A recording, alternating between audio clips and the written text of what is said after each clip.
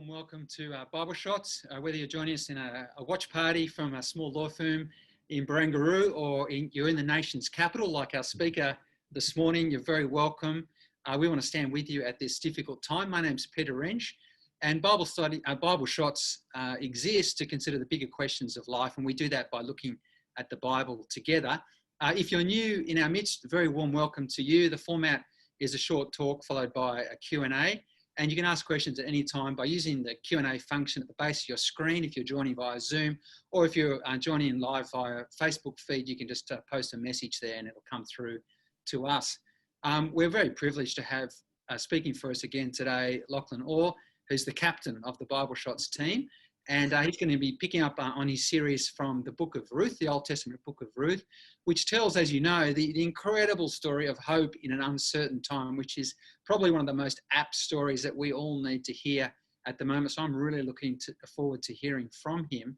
Lachlan's asked me to read from Ruth chapter 3. So it's a couple of chapters through the story, and that's going to come up on the screen if you'd like to follow along as I read. So Ruth chapter 3, and here we go. One day, Ruth's mother-in-law, Naomi, said to her, "My daughter, I must find a home for you where you'll be well provided for." Now, Boaz, with whose women you have worked, is a relative of ours. Tonight, he will be winnowing barley on the threshing floor. Wash, put on perfume, and get dressed in your best clothes. Then go down to the threshing floor, but don't let him know you're there until he's finished eating and drinking. When he lies down, note the place where he's lying. Then go and uncover his feet and lie down. He'll tell you what to do. "I will do whatever you say," Ruth answered. So she went down to the threshing floor and did everything her mother-in-law told her to do. When Boaz had finished eating and drinking and was in good spirits, he went over to lie down at the far end of the grain pile. Ruth approached quietly, uncovered his feet and lay down. In the middle of the night, something startled the man. He turned, and there was a woman lying at his feet. "Who are you?" he asked. "I'm your servant Ruth," she said. "Spread the corner of your garment over me, since you are a guardian redeemer of our family." "The Lord bless you, my daughter," he replied. "This kindness is greater than that which you showed earlier. You've not run after the younger men, whether rich or poor. And now, my daughter, don't be afraid. I will do for you all you ask. All the people of my town know that you are a woman of noble character. Although it is true that I am a guardian redeemer of our family, there is another who is more closely related than I. Stay here for the night, and in the morning, if he wants to do his duty as your guardian redeemer, good, let him redeem you. But if he is not willing, as surely as the Lord lives, I will do it. Lie here until morning." So she laid his feet until morning, but got up before anyone could be recognized. And he said, "No one must know that a woman came to the threshing floor." He also said, "Bring me the shawl you are wearing and hold it out." When she did so, he poured into it 6 measures of barley and placed the bundle on her. Then he went back to town. When Ruth came to her mother-in-law, Naomi asked, "How did it go, my daughter?" Then she told her everything Boaz had done for her and added, "He gave me these 6 measures of barley, saying, 'Don't go back to your mother-in-law empty-handed.'" Then Naomi said, "Wait, my daughter, until you find out what happens, for the man will not rest until the matter is settled today." Over to you, Lachlan. Thank you, Peter. Well, hope is essential for human life and flourishing. But what can you hope in when the future is uncertain? As we're continuing to live in a coronavirus-impacted world, many of us are hoping for a cure or a vaccine. But if the last week is anything to go by, uncertainty continues to abound. Last week, we heard about Australia's capacity to get hold of the Oxford AstraZeneca vaccine. But then this week, there's the news that questions how ethical the development of the vaccine is. Today, I saw there is news that the University of Queensland vaccine has had early test results that are better than anticipated, but who knows what tomorrow will bring. Hope is essential for human life and flourishing, but when the world is so uncertain, what can you hope in? The psychiatrist and Auschwitz survivor, Dr. Viktor Frankl, he observed firsthand the detrimental effect that losing hope can have, and he observed it in his fellow inmates, and the importance of hope in difficult times. In his classic work, Man's Search for Meaning, he records an observation that inmate deaths rose in the week between Christmas 1944 and New Year 1945. And the theory is that many of the prisoners had the naive hope that they'd be home by Christmas. When this didn't happen, they were discouraged, dispirited, they lost hope to the point that their ability to resist things like disease decreased. Many prisoners succumbed to sickness and died because of their lack of hope. Hope is essential for human life and flourishing, but when the world is so uncertain, what can you hope in? Well, in case you missed Peter's welcome before, let me welcome you to Bible Shots. I'm Lachlan. I'm really glad to have you joining us today. Like Peter said, the Bible raises big questions. It raises questions that everyone grapples with at some point in our lives. It's one of the things I love about looking at the Bible, and it's one of the reasons that we at Bible Shots regularly set time aside to consider a part of the Bible and what it has to say to us today. And today's talk, it's part of a series where we are looking at a part of the Bible, the Book of Ruth. It's a part of the Bible that's full of drama and romance. It tells what's arguably the sweetest story in the Bible, which makes for a nice change of pace in the midst of our uncertain times. But at the same time, Ruth does not hide from the reality that life is anything but straightforward. It doesn't hide from the fact that life is full of uncertainty, disappointment, and grief. So as we face this time of heightened uncertainty, Ruth is a great book to be reading and thinking through. And so in case you're new to Bible Shots, you don't have to hold to a particular faith position to get value out of Bible Shots. We can all look at the Bible together, and it raises profound questions for all of us to think through. And anyone who wants to engage with what we're looking at in our Q&A time is welcome to send their questions through, either using the Q&A function at the bottom of your screen if you're on Zoom, or typing a question into the comment section if you've joined us on Facebook. But the Book of Ruth also can raise questions because it comes from a very different time and culture to ours. Some parts seem strange, and they might even grate against our sensibilities. I'll address some of these as we go through, but if there's something you want to dig a bit deeper on, that could be something that you could ask about in Q&A. I'd love to hear your questions then. But our big question that we're grappling with as we look at Ruth chapter 3 is, what can you put your hope in? And we're going to do this in 4 parts. First, risky business. Second, willing and able. Third, a treasured possession. And finally, what can we put our hope in today? They're the 4 parts of today's talk. And so part 1, risky business, because as this story begins, the time has come for Naomi and Ruth to make one final risky play. A key part of the story of Ruth is the relationship between Ruth and Boaz. If you're a romantic at heart, then the previous part of the story that we looked at a couple of weeks ago, well, it ended with a bit of a letdown. There were some initial sparks, some initial interaction between Ruth and Boaz, but by the end of the story, nothing had happened. Now, I'm not really one for trying to set people up romantically, but I have plenty of friends who love playing Cupid, and I know they get really frustrated when they bring 2 people together who seem perfect for each other and nothing happens. Their plans to see a new romance blossom are thwarted. It's incredibly disappointing. But when nothing happens between Boaz and Ruth, there's actually a bigger problem going on. There's a bigger problem than just not seeing a relationship blossom. See, over the first 2 chapters of Ruth, we've been following the lives of these 2 women, Naomi and her daughter-in-law, Ruth. And they were struck with a tragedy that upended their lives. Naomi's husband died. And after that, her son, Ruth's husband, also died. Now, this is clearly tragic, but it's even more tragic in the ancient world. You see, in the ancient world, women were much more dependent on the men in their lives. Children, particularly sons, were essential to making sure that you were looked after and fed as you aged. And so one of the ways that childless widows, a particularly vulnerable segment of society, were looked after was that it was expected that a deceased man's brother would marry the widow and provide her with children. That might seem odd and unappealing to us, but it helped make sure that vulnerable people were not left out in the cold. But in our story, there's no brother to marry Ruth, to keep the family going and ensure that she and Naomi are provided for and protected.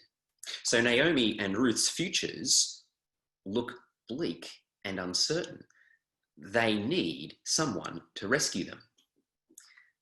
But then we met Boaz. But as we already noted, despite the fact that there seemed to be something initially between Ruth and Boaz, they reached the end of the barley harvest, the thing that was keeping them in each other's company, and nothing had happened. Nothing had happened, and Naomi and Ruth look like they've run out of options and are continuing to face a bleak and uncertain future. But our story is not over. Like Peter read in verse 1, one day Ruth's mother-in-law said to Naomi, "My daughter, I must find a home for you where you will be provided for." The barley harvest has ended. The window of opportunity for this relationship to blossom has almost closed, but they're not quite done yet. The clock is counting down, and it's time for the final play to resolve Naomi and Ruth's problem once and for all.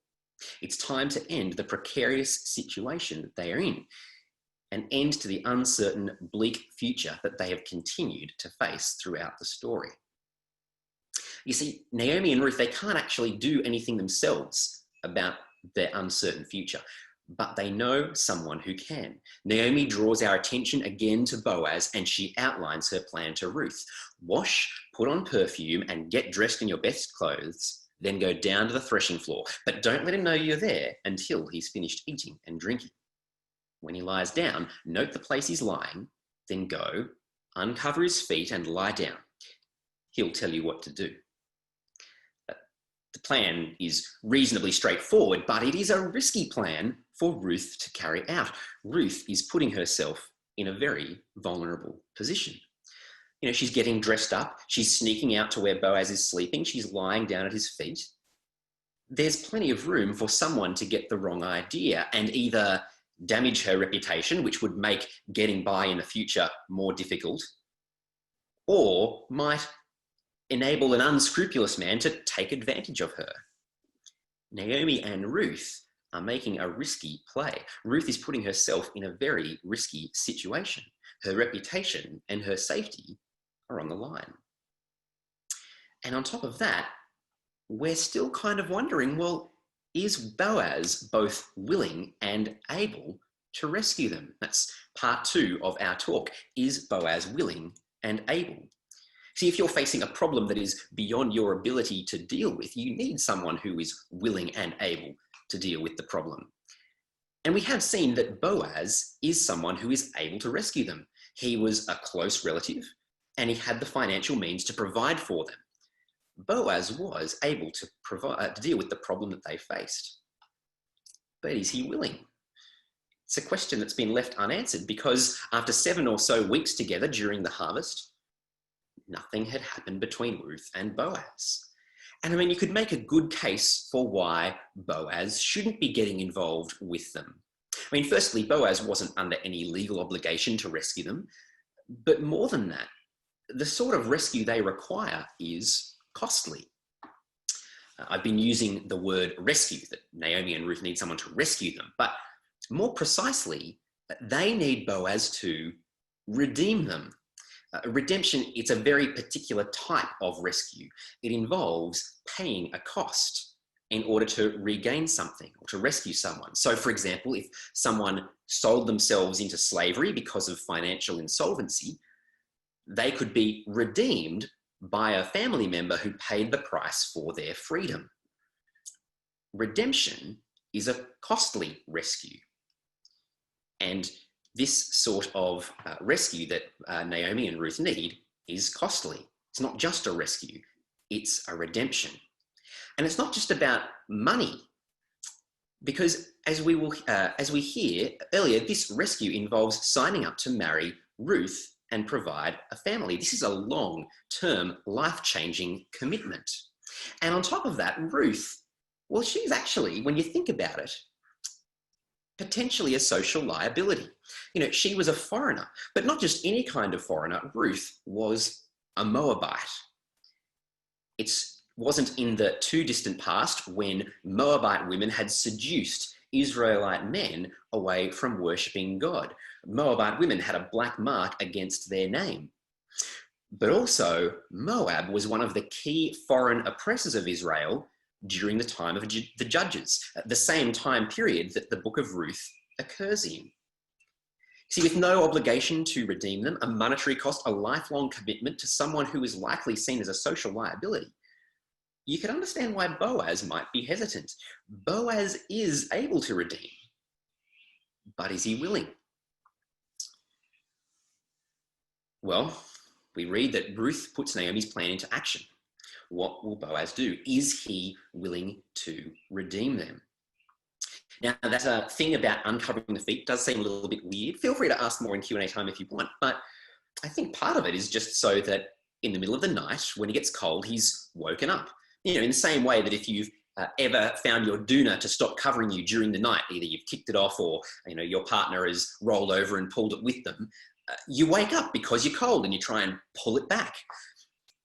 And when Boaz wakes up because he's cold, reaches out to cover himself up again, oh, there's a woman, it's Ruth. And she asks the key question in verse 9. Spread the corner of your garment over me, since you are a guardian redeemer of our family. Ruth is asking Boaz to redeem her. But the scene is just a little bit more poetic than that. You see, the idea of spreading a cloak over a woman was an image used of marriage. So as Boaz goes to spread his cloak over himself because he's cold, Ruth asks him to spread it over her as well. If the scene was being played out today, it might be similar to if she had untied his shoe covertly, and then when he gets down on one knee to tie up his shoelace, she says, don't just get down on one knee to tie up your shoe. While you're down there, I'd like a ring as well. It's beautiful. It's poetic in how it plays out. But there's still more. There's actually a callback to a part of the story we looked at last time. You see, in the last chapter, in Ruth chapter 2, when Ruth asked Boaz why he was so kind to her, part of his answer suggested that his kindness was really just an extension of God's kindness. And he said, may you be richly rewarded by the Lord, the God of Israel, under whose wings you've come to take refuge. And when Ruth makes her request to Boaz, you could actually translate it as, spread your wings over me, instead of spread your garment over me. There's other modern English translations that go with spread your wings. It's like she's asking Boaz to keep being the means of God blessing her. It's like she points back to the fact that this redemption she is after and that Boaz is providing, ultimately, it comes from God. See, at one level, it looks like a risky plan. Ruth is putting herself in a vulnerable position, and we don't know if Boaz will be willing to redeem her. But I think the story is giving us hints to say these women ultimately trusted God. They believed he was trustworthy, and they could hope in his redeemer. Now, Boaz isn't ambiguous about his intentions from here on in. He doesn't say, cool, that's nice. Well, maybe we possibly do something on the weekend. We'll hang out or something. No, he is clear with his intentions from this point on. The Lord bless you, my daughter, he replied. This kindness is greater than that which you showed earlier. You've not run after the younger men, whether rich or poor. And now, my daughter, don't be afraid. I will do for you all you ask. All the people of my town know that you are a woman of noble character. Finally, the tension is resolved. Ruth and Boaz's relationship has blossomed. It's a scene that could be backed with any number of songs. When a man loves a woman, or love is in the air, or you don't know you're beautiful, just whatever romantic backing track you kind of think of, that's what we kind of have going on here. But it only lasts a second because we find out they still have another hurdle to face. there's someone else who has a better legal case to be the one who gets to rescue Ruth. Verse 12, although it is true that I am a guardian redeemer of our family, there is another who is more closely related than I. Stay here for the night and the morning. If he wants to do his duty as guardian redeemer, good, let him redeem you. But if he is not willing, as surely as the Lord lives, I will do it. See, there is still another hurdle. We aren't quite there yet. But Ruth doesn't need to worry about her future. Boaz will make sure she is protected and provided for. And he makes sure she knows this by starting then and there. Ruth asked him to protect her and provide for her, and that is what Boaz does. He offers her physical protection. Instead of sending her off into the dark night, he has her stay with him. He works to protect her reputation. He makes sure she's up and away early so that there's no rumor of scandal. And he provides more food for Ruth and Naomi. Verse 15, he also said, bring me the shawl you are wearing and hold it out. When she did so, he poured into it 6 measures of barley and placed the bundle on her. Now, we're not quite sure how much 6 measures is, but I think the significant thing to notice is that it's 6 measures. It's a symbolic number in the Bible. It symbolized, not quite complete. 7 is complete. There are 7 days of creation, but 6 isn't quite there. We're not quite finished. And it's really symbolic of where things are at with the story. We're not quite at the end yet. There's still something to be done. There's still a hurdle to get over. And so as we get to the end of today's part of the story, Naomi has some final words of wisdom for Ruth, who's caught in this situation where her problem is sort of resolved, but also sort of not resolved. Naomi said, wait, my daughter, until you find out what happens, for the man will not rest until the matter is settled today. But while she waits, Ruth can look at what Boaz has done and look at this token, the grain that he has given her, the 6 measures, as evidence of his intent, of what he will do. Ruth and Naomi can hope in their Redeemer. They can hope in God's Redeemer. We've considered Ruth chapter 3. So we've come to the final part of our talk. What can we hope in today? It's a beautiful part of the story of Ruth that we've looked at, but what does it have to say to us today? We heard back at the start of the talk about Viktor Frankl's extreme example of why hope is important. And so I think one of the questions that this raises is whether you're a follower of Jesus or not, it's important to consider, what do you hope in? And what can you hope in? They're important questions. Wherever you do your thinking, maybe it's in the shower, maybe it's when you're out walking, they're important questions to actually come up with answers to. If you're having a conversation with someone later about what you did at lunch today, those are 2 good discussion questions to actually start thinking through things further with someone else. But it's worth all of us considering what are our answers to those questions. What do you hope in? And what can you hope in? The story also asks us to consider the fact that we need rescue. You see, as we've looked at the book of Ruth, it's asked us to consider that, like Ruth and Naomi, we live in an uncertain world. To consider that no matter how secure we make ourselves, there are always things outside of our control, and that the only real certainty is that sooner or later, death will find us. It's asked us to consider that we need rescue. And the only one who can do that is God. But there's more to the problem. You see, like Ruth and Naomi, we also need more than a rescue. We need redemption. See, the uncertainty of life and the certainty of death, those are really just symptoms of the deeper problem that all of us are cut off from and opposed to God, the source of life and blessing and good certainty. It's what the Bible means when it says we are sinners. It means we have a debt to pay to God and we cannot repay it.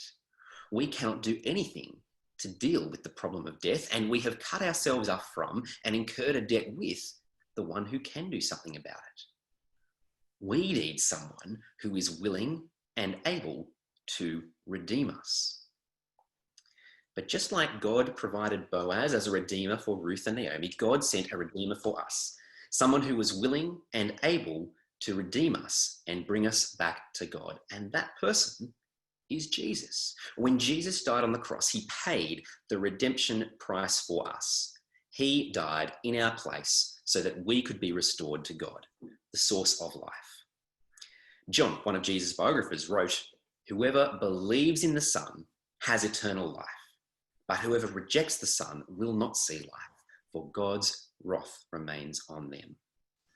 Jesus is the way that we can get back to God, and the problem of death and the uncertainty it brings is resolved. So there are a few situations you might find yourself in. First, if you are considering what the Bible's all about, this is the heart of it. But if you're considering what the Bible is all about, this could also generate more questions, perhaps more than we have time to answer in Q&A time, particularly since I notice I'm a little over time. But the Bible Shots community is one that would love to help you consider the claims of Jesus for yourself.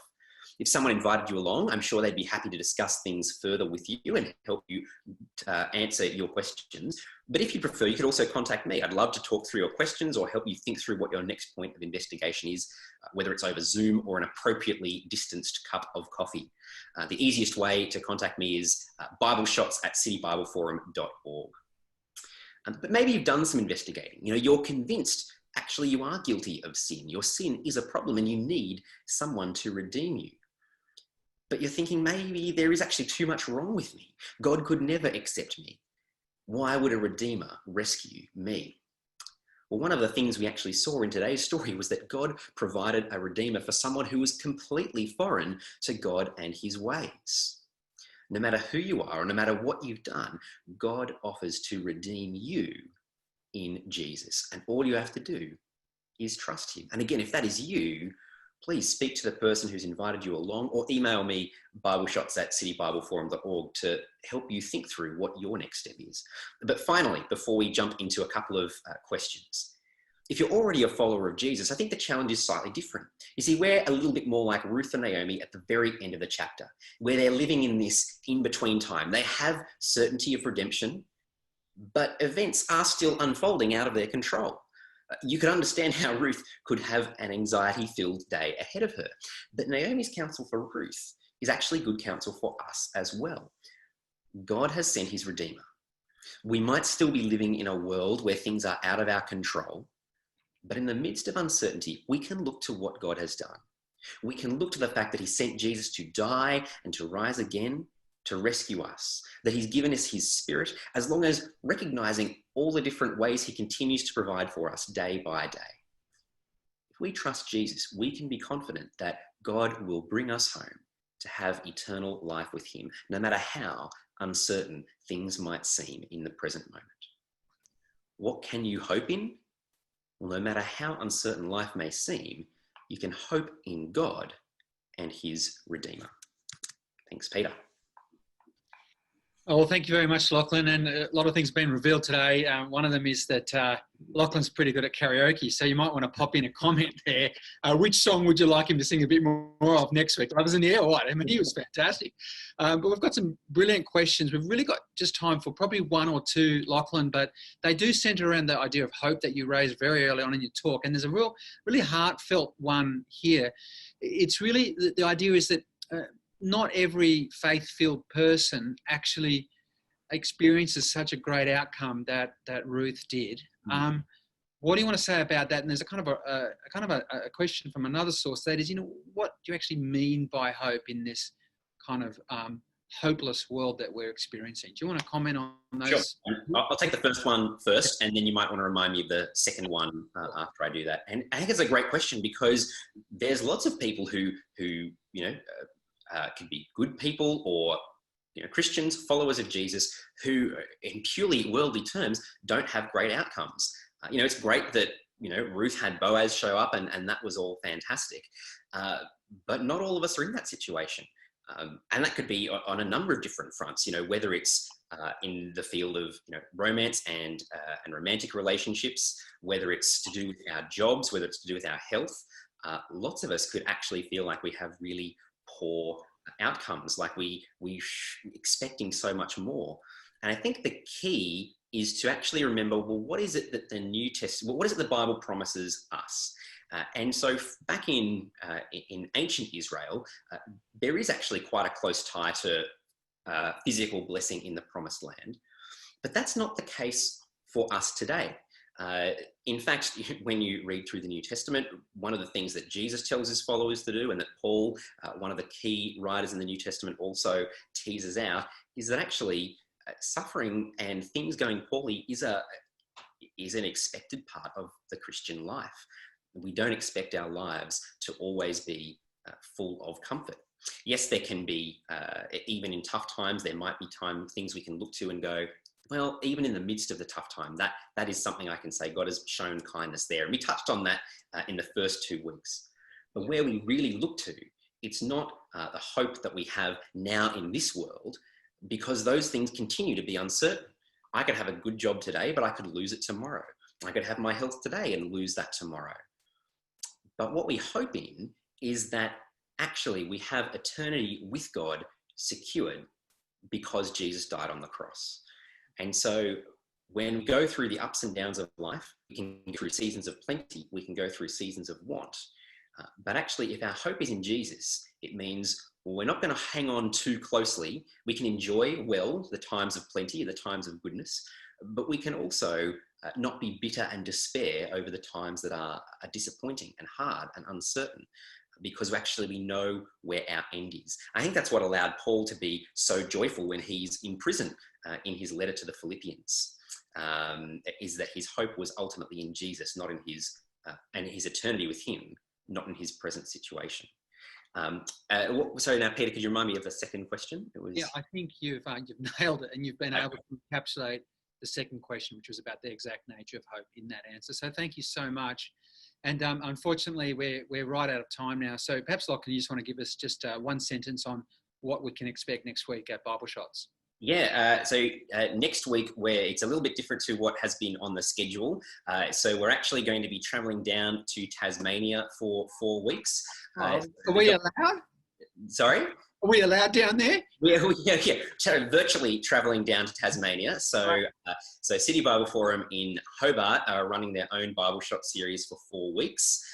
And so it's going to be on, I've got to remember the exact advertising line, but it's the PR problem that Christianity can have. So it's looking at a couple of different issues. I'll be uploading it on the website this afternoon or tomorrow, and there'll be an email going out early next week. So it's still going to be same time and Zoom or Facebook location. If you're not in Hobart, then you can still join in the same way. But we'll be joining the guys in Hobart for 4 weeks. Great. Okay. Thank you. Well, thanks, Lachlan, and thank you very much for being with us today. And we'll see you next week. Fantastic. Look forward to seeing you all next week.